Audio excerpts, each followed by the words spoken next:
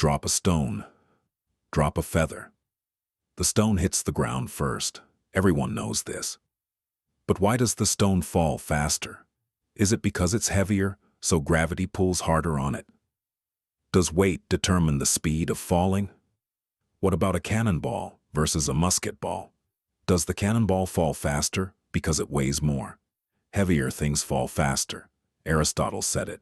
Everyone believed it for 2,000 years. But what does that actually mean? What is it about being heavy that makes something accelerate downward more quickly? The real answer requires throwing out those 2,000 years of assumptions. The reason has nothing to do with weight. It's about what happens when you remove everything else. Aristotle's explanation was simple. Heavier objects fall faster because they contain more gravity in their nature. Earth pulls earth. Heavy things have more earth substance, so they rush toward their natural place more eagerly. Makes intuitive sense, doesn't it? Drop a rock and a leaf. The rock wins every time. This became dogma. For 2 millennia, philosophers accepted it as obvious truth. Why test what reason makes clear? But watch what happens when you actually measure. Nobody was measuring. That's what frustrated me. They were philosophizing, arguing about essences and natural motions, quoting Aristotle back and forth.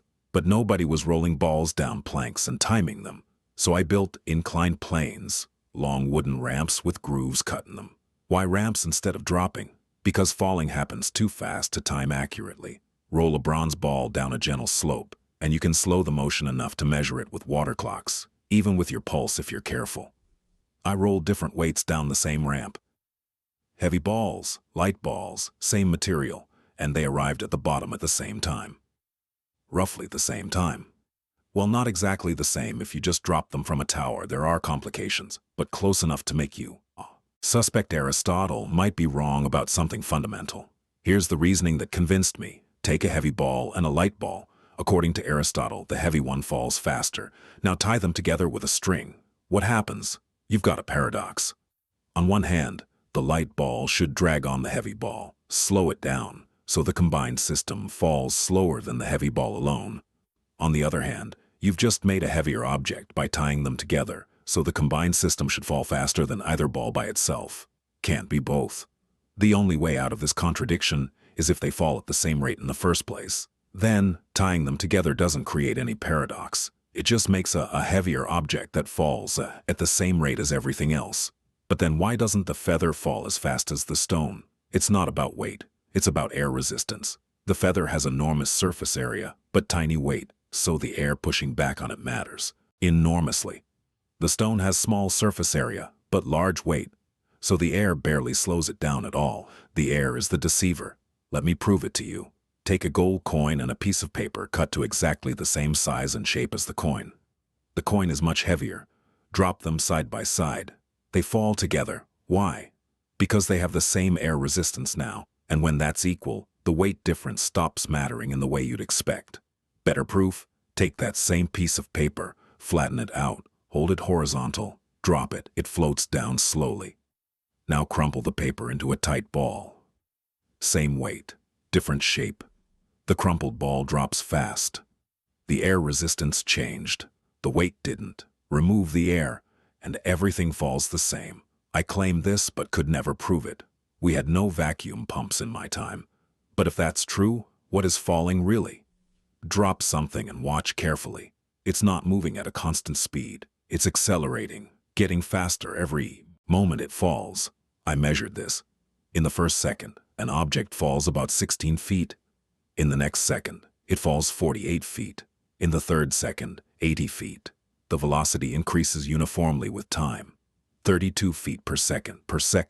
That's the rate. The acceleration is constant, and here's the radical part. It doesn't matter what you drop. Wood, iron, gold, same acceleration. 32 feet per second, always. In 1589, I supposedly climbed the Leaning Tower of Pisa and dropped 2 weights of different mass to prove they fell together. Probably didn't happen. Makes a good story, though. What I actually did was far more tedious. I rolled bronze balls down grooved planks, over and over and over, measuring with water clocks, marking distances, checking my numbers. much more careful, much more boring, but that's how you actually learn something about nature, instead of just having opinions about it. So acceleration is independent of weight. But wait, the Earth pulls harder on heavier objects. You can feel this when you lift them. A large stone is harder to lift than a small one. The Earth's pull is stronger. So why do they accelerate at the same rate? Here's where it gets strange.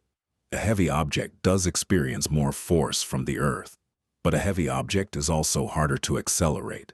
It has more inertia, more resistance to changes in motion, and these two properties cancel each other out perfectly. Think of it like pushing carts. An empty cart, you give it a small push, and it rolls away quickly.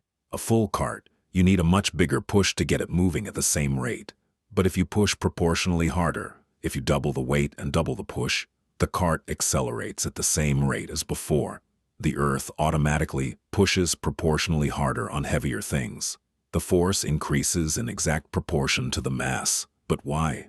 Why are these two properties, the pull of the Earth on an object and that object's resistance to acceleration, exactly matched? I can measure it. I can describe it mathematically. I can predict where a cannonball will land. But I cannot tell you why this equivalence exists. I have discovered how things fall. I have not discovered why the Earth pulls at all, or why the pull produces uniform acceleration, regardless of what's being pulled. Nature doesn't announce her reasons. She only shows you what she does, and you write down the numbers. Which brings us to what falling actually means. Aristotle said objects fall to reach their natural place. Earth seeks earth. Air seeks air. Fire rises to the sphere of fire. Everything has a purpose, a destination. Forget all that. Just describe the motion. Falling is accelerated motion. Motion that speeds up uniformly over time. Horizontal motion, if there's no friction, continues forever at constant speed. These are different kinds of motion, and here's the breakthrough. You can separate them. Throw a ball sideways. It has two motions happening simultaneously. It has constant horizontal velocity. It keeps moving forward at whatever speed you threw it, and it has accelerating vertical velocity. It's speeding up downward at 32 feet per second. The combination traces out a curve, a parabola actually, perfect geometric shape. I measured this with projectiles. We shot cannonballs at different angles, tracked where they landed, worked out the mathematics. Perfect parabolas every time. Same mathematical description as the ball rolling down the inclined plane. Motion isn't about purpose or destination or seeking your natural place. It's about geometry and numbers. You can predict exactly where the cannonball lands if you know the angle and the initial speed. The artillery officers loved this. They didn't care about Aristotelian essences. They cared about hitting the target. I was in a cathedral once, watching a chandelier swing back and forth. Supposedly, I timed it with my pulse. Might be another story that got better in the telling, but the observation is real. The chandelier swings in a regular period. Same amount of time for each swing, whether it's swinging in a wide arc or a narrow one. The period depends only on the length of the rope it's hanging from, not the weight of the chandelier. You can test this. Make two pendulums of the same length. Hang a heavy weight on one, a light weight on the other. They swing with the same period. Exactly the same timing. Different weights, identical motion. Another proof that weight doesn't determine how things move under the Earth's pull. This led to pendulum clocks, the first truly accurate timekeeping devices. But more than that, it's the same principle as dropping objects. The acceleration is independent of mass. A pendulum is just falling along a curved path, constrained by the string. There are hidden regularities in motion that don't care what's moving. The chandelier doesn't know it's heavy. It just swings according to the mathematics of its length and the pull of the Earth. So I can describe falling perfectly. The equations work. I can predict trajectories for artillery. I can design pendulum clocks. But what is this pull? Why does the Earth pull at all? Why does the pull weaken with distance? I noticed the moon falls toward Earth much more slowly than objects near the surface.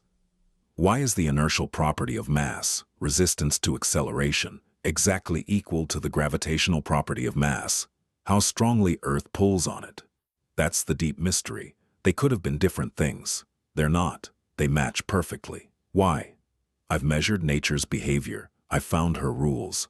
I've written them down in mathematical form. But nature doesn't tell me why she chose these particular rules and not others. That will take another Italian, well, actually an Englishman, Newton.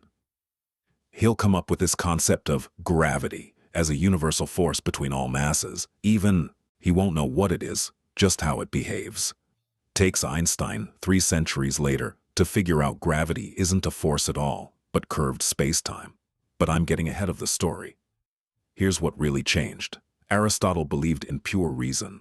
Philosophers could determine how nature works by thinking clearly about essences and causes. Experiments were unnecessary, even suspect. The messy physical world was an imperfect reflection of ideal forms. You didn't need to measure. I say measure everything. Trust the numbers. When the numbers contradict the philosophy is wrong. Nature doesn't care what makes sense to us, what fits our intuitions. What Aristotle declared must be true. Et pour si muove, and yet it moves. The earth goes around the sun even though it seems absurd, even though our senses tell us we're standing still.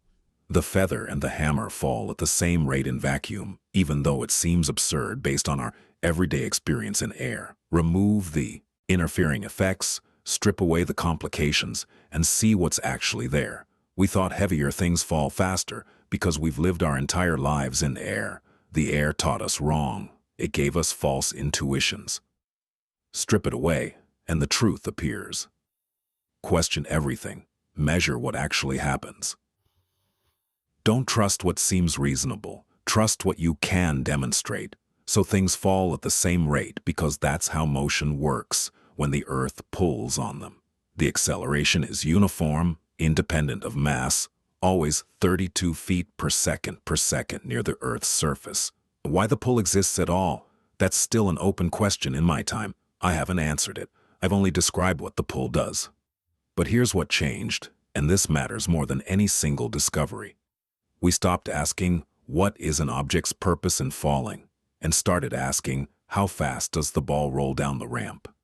That shift, from why to how, from purpose to measurement, from philosophical necessity to observed fact. That's what cracks everything open. That's the method that leads to real understanding, instead of endless arguments about Aristotle's intentions. Next question. Why does the pull exist? What is gravity really? That's for Newton to work on, and then Einstein after him. Each will peel back another layer. But I've done my part. I measured it. I found the rules. I showed you can trust careful observation over ancient authority. The rest follows from that.